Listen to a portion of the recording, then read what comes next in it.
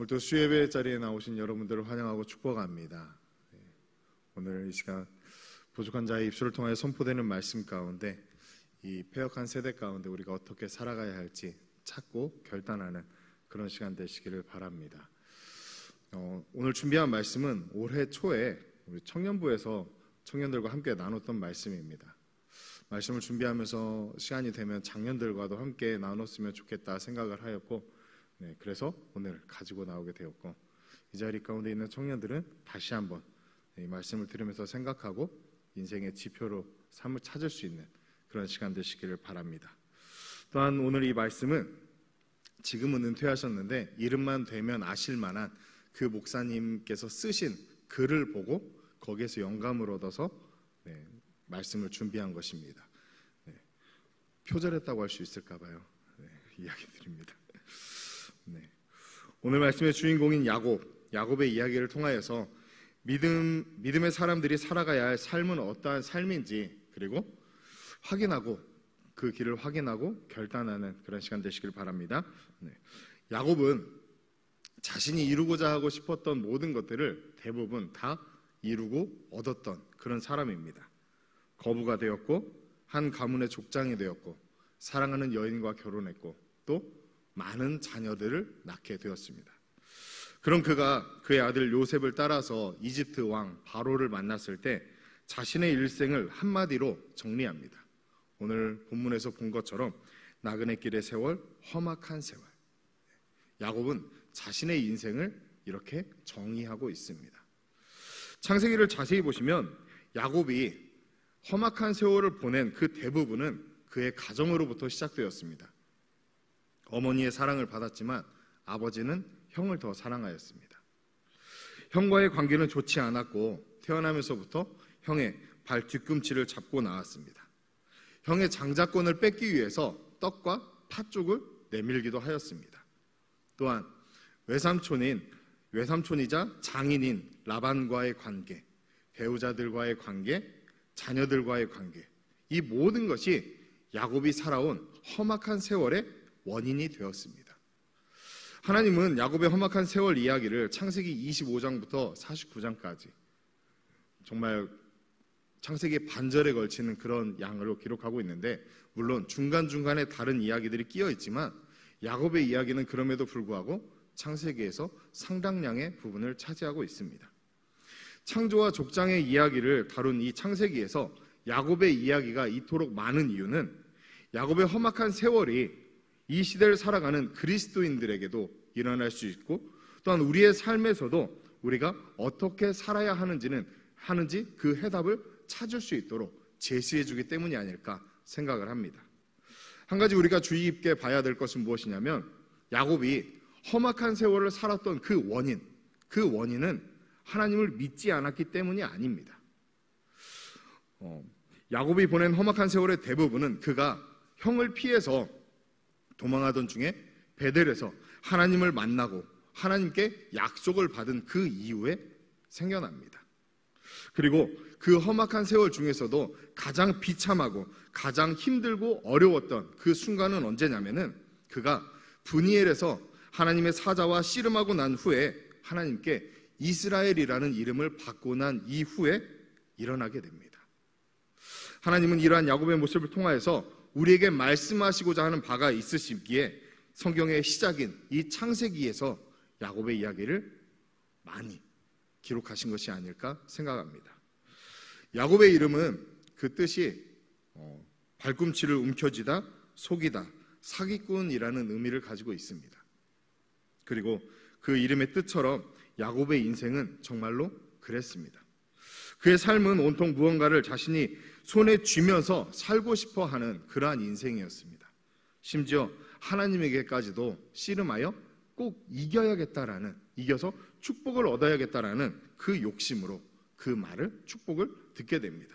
그런데 모든 것을 가지면 만족할 것 같지만 움켜쥐면 줄수록 그의 삶은 더욱더 불행해졌고 험악한 일들을 만나게 되었습니다. 장자의 축복을 갖게 되면 하나님의 축복으로 평안과 형통함을 얻을 수 있으리라 생각하였지만 그 순간부터 형과의 갈등이 시작되었고 평생 형을 두려워하며 험악한 타향살이를 시작하게 됩니다. 마음에 둔 여인을 얻기 위해서 무려 14년이라는 시간을 열심히 일해서 그녀를 아내로 얻었습니다. 그 14년의 시간을 넘어서 6년을 더하여서 20년이라는 그 시간 동안 꽤 많은 재산을 모았지만 야반도주해야 했습니다. 그로 인해 장인인 라반이 야곱을 죽이려고 쫓아오게 되었고, 만약 하나님께서 라반의 꿈에 나타나서 중재하지 않았다면 그 생명을 보존하지 못하였을 것입니다. 고향으로 돌아가는 야곱에게 형 에서가 400명의 군사를 이끌고 온다는 소식을 듣게 됩니다. 야곱은 두려워하였고 자신의 생명을 보존하려고 자신이 그동안 모았던 모든 재물들과 사랑하는 가족들을 자신 앞에 먼저 보내게 됩니다. 고향으로 돌아온 야곱은 안정적인 삶을 위해서 하나님께서 말씀하시고 약속하신 그 베델에 머물러 사는 것이 아니라 세겜으로 옮겨가서 살게 됩니다. 왜냐하면 세겜은 천연 요새와 같은 그러한 곳이었기 때문에 누구의 침략에서도 보호받을 수 있으리라고 생각했기 때문입니다. 그런데 그렇게 생각했던 그곳에서 딸 디나가 이방인에게 납치와 겁탈을 당하게 되었고, 레위와 시몬의 복수로 인하여서 또다시 복수를 당하지는 않을까 평생을 두려워하며 살게 됩니다. 야곱은 자신이 사랑하는 여인에게서 낳은 아들, 그의 마음을 기쁘게 하는 요셉을 편애하였습니다. 그로 인해 다른 아들들이 작당하여 자신을 속이고 요셉을 팔아버리는 끔찍한 일을 당하게 됩니다. 이와 같이 야곱의 인생은 고달프고 험악한 세월뿐이었습니다. 그런데 그런 그의 인생이 우리에게 주는 교훈이 있다는 것입니다. 우리는 저것만 있으면 행복해질 것이라고, 저것만 내가 가지면, 저것만 내가 이루면 내가 평안해질 것이라고 밤낮 수고하고 애쓰지만, 우리가 그것을 가지더라도 우리의 인생은 아프고 어렵고 힘들 수도 있다는 것입니다. 야곱의 이야기와 비교되지는 않지만 저의 이야기를 좀 해보려고 합니다. 저는 어려서부터 하나님을 알았습니다. 저희 어머니가 제가 2살 때 처음 교회를 나가셨대요.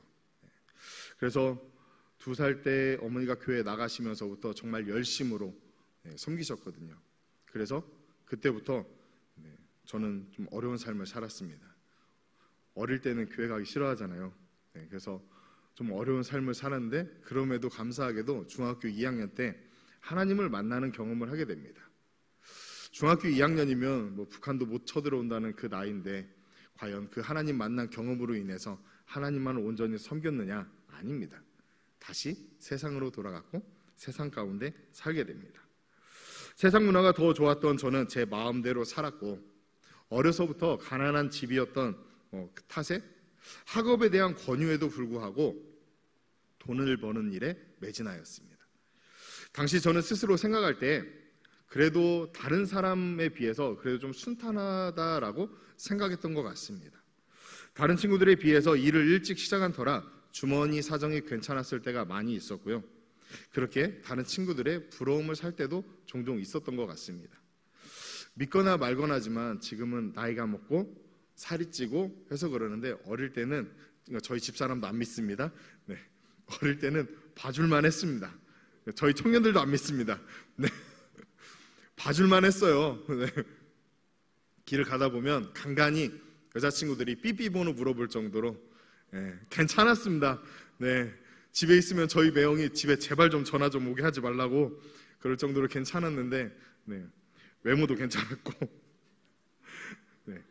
또한 저의 미래를 책임져 줄 수 있을 만한 사람 밑에서 같이 일을 배우면서 일을 배워가고 저희 인생을 설계해 나아가고 있었습니다. 그러한 일들을 통해서 저는 소위 세상이 말하는 성공이라는 것을 이룰 수 있을 거라고 그렇게 생각을 했습니다. 저는 야곱처럼 제 생각과 제 경험, 그것을 바탕으로 제 삶의 그림을 그려나갔고, 그것이 저의 삶의 안정과 평안을, 행복을 줄 것이라고 생각하였습니다. 직장에서도 성실함과 일 잘한다는 이야기를 꽤 들었던 터라서 저만 열심히 한다면 잘 살 거라고 그렇게 생각했습니다. 그런데 어느 날 그 모든 것이 무너지기 시작합니다. 건강의 표본이라고 주변 분들에게 많이 들어왔거든요. 그런데 아프기 시작하더니 병원을 아무리 다녀도 낫지를 않습니다. 그것이 계속되자 제 삶은 점점 피폐해집니다. 그리고 2004년 11월에 하나님은 아무 방법도 없는 저에게 하나님을 찾게 하셨고 하나님 앞에 서게 하셨습니다. 이후 하나님의 부르심에 순종하여 신학교에 입학하였습니다. 신학교에 그렇다면 그 이후로 저의 삶은 평안해졌느냐? 아닙니다. 피를 토하여 제 발로 응급실을 찾아갔다가 폐 한쪽을 떼어내기도 했고요. 무릎 연골과 십자 인대가 찢어지는 등 더 많은 병원과 더 많은 수술을 경험하였습니다. 직장 생활을 할 때는 풍족하지는 않았어도 부족함이 없이 살았던 저인데 단돈 몇만 원이 없어서 결혼한 후에 집사람에게 3년 동안 티 한 장을 못 사줬습니다. 하나님의 부르심은 확실한데 또 아이는 키워야 되겠고 빚은 계속 늘어만 갔습니다. 항상 먼저 앞서서 섬기려 하였고 지식은 부족할지라도 마음과 헌신은 누구 못지 않게 하려고 살아왔으나 더 많은 실망감이 찾아왔고 좌절은 아니더라도 불투명한 미래가 저를 두렵게 만들었습니다.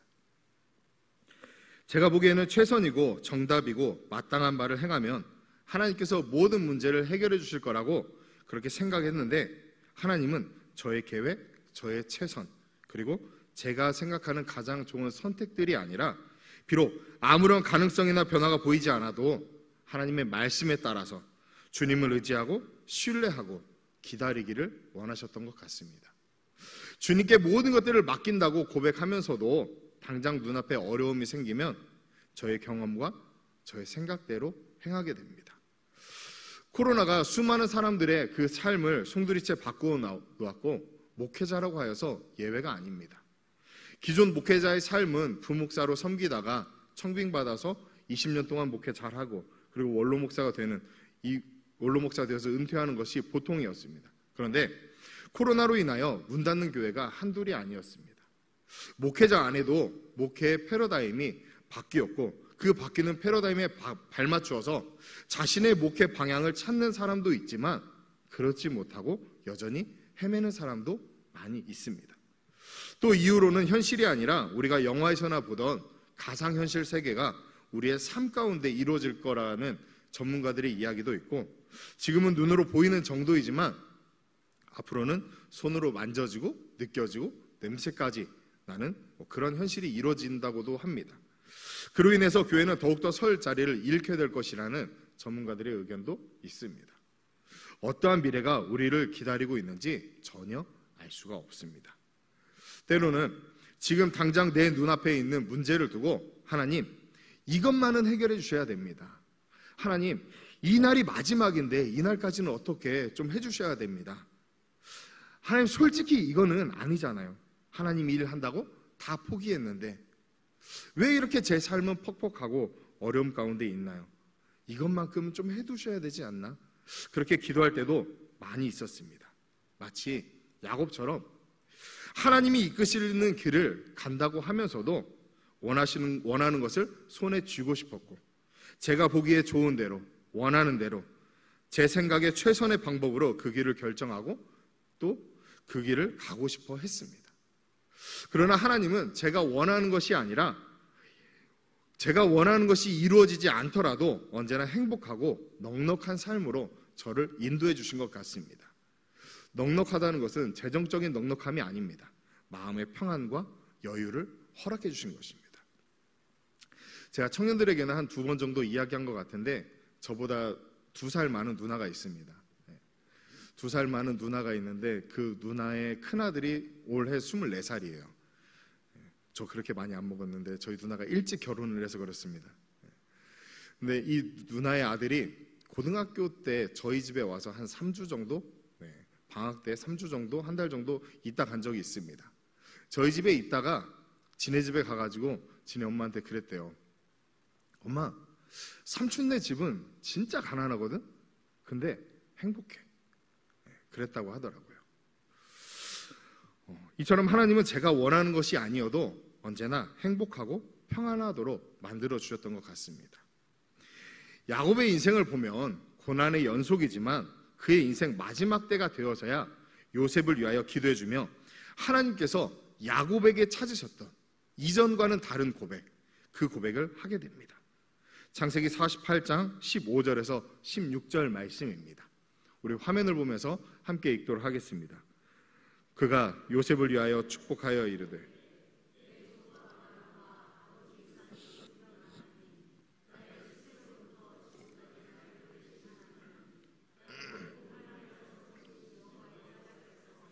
이 아이들에게 복을 주시오며 이들로 내 이름과 내 조상 아브라함과 이삭의 이름으로 칭하게 하시오며 이들이 세상에서 번식되게 하시기를 원하나이다.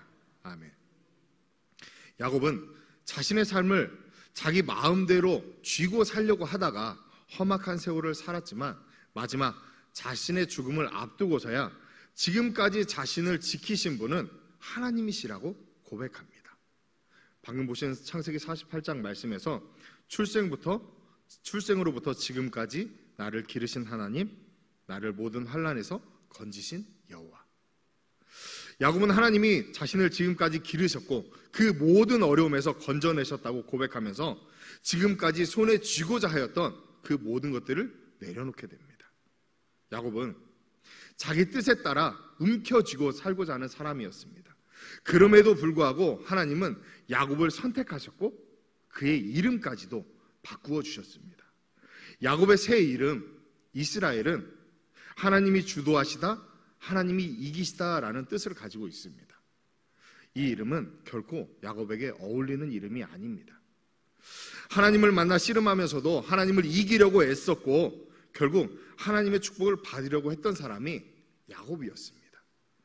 야곱의 130년의 삶의 이야기는 그가 움켜쥐려고 하다가 철저하게 실패하였던 실패의 이야기였고 가장 좋은 것들로, 가장 최선의 것들로 채우려다가 오히려 망가뜨려 놓은 그러한 인생이고 이야기입니다. 그런데 그런 야곱을 하나님께서 직접 지키시고 살리신 것입니다. 하나님께서 망하지 않게 지키실 뿐 아니라 약속하신 구원자 예수 그리스도의 계보에 들어가도록 회복시키시고 세워주셨습니다. 이것이 야곱의 이야기를 기록하신 하나님의 뜻입니다. 그렇기에 야곱의 이야기는 실패가 아니라 하나님께서 130년을 사랑과 인내로 지키시고 붙잡아 기르신 그러한 이야기가 되는 것입니다. 그리고 이 야곱의 이야기는 바로 저의 이야기이고 바로 여러분들의 이야기입니다. 야곱에게 전혀 어울리지 않는 하나님께서 이기신다고 하는 이스라엘이라는 새 이름을 주셨던 것처럼 저와 여러분들에게 절대로 어울릴 수 없는 예수로 사는 사람이라고 하는 뜻을 가진 그리스도인이라는 이름을 주셨습니다. 야곱이 스스로 다 망가뜨려 놓은 삶을 움켜잡아 지키시고 살리셨던 그 하나님께서 양처럼 제 갈 길로 가는 우리의 삶도 지키시고 보호하시며 살리고 계신 것입니다. 그 어떤 기가 막힌 풍랑과 같은 어려움이 온다고 해도 신실하신 하나님께서 우리를 붙잡으셔서 지키시고 살리십니다. 야곱을 130년이나 인내로 기다리셨던 하나님이 우리도 인내로 기다리고 계십니다. 오늘도 여전히 저와 여러분들을 포기하지 않으시고 기다리십니다. 비록 저와 여러분은 여전히 움켜잡는 자, 움켜쥐려고 하는 자 야곱으로 살고 있음에도 불구하고 하나님의 마음은 우리가 그리스도만으로 사는 자, 그리스도인으로 바뀌도록 절대 포기하지 않으십니다. 그리고 포기하지 않으시는 하나님께서 야곱에게 그러셨던 것처럼 우리에게 손에 쥔 것을 내려놓기를 원하십니다. 만약 그것을 손에 쥐려고 하는 그것을 얻는다고 해도 그것이 득이 될지 실이 될지 알지 못하는 그것을 하나님께서는 내려놓기를 원하십니다. 이렇게 하지 않으면, 또 이렇게 되지 않으면 망할 것 같은 염려와 기대들도 다 내려놓기를 원하십니다. 왜냐하면 나를 지키시고 보호하시고 살리시고 기르시는 분은 오직 하나님이시기 때문입니다. 세상은 우리에게 알 수 없는 미래를 위해서 원하는 것은 무엇이든지 가져야 한다라고, 내 것이 있어야 한다라고, 그리고 무엇이든 취해야 한다라고 속삭입니다. 그러나 그 세상의 요구대로 여러분들의 미래를 위해서 무엇을 하셔도 좋습니다. 그러나 그 무엇도 여러분들에게 행복한 삶을 가져다 주지는 못한다는 것을 기억하시길 바랍니다. 우리의 삶을 지키셨고 앞으로도 지키시고 돌보시는 분은 오직 하나님밖에 없기 때문입니다. 야곱이 마지막이 되어서야 나의 출생부터 지금까지 기르시고 모든 환난에서 건지신 분이 하나님이심을 고백하며 자신이 지금까지 움켜쥐려고 하였던 그 모든 것들을 내려놓았을 때 그에게 평안이 찾아온 것처럼 우리를 지키시고 보호해 주시는 것은 재물이나 권력과 같은 세상의 것이 아닌 하나님이심을 믿고 우리를 지키시고 보호해 주시는 그 하나님 앞에 우리의 모든 삶을 내려놓고 그 인도하심에 따라 살아가기를 소망합니다. 그리고 이제부터 야곱이 아닌 이스라엘이 된 것처럼 우리로 예수로 사는 사람 그리스도인이 되기를 간절히 소망합니다.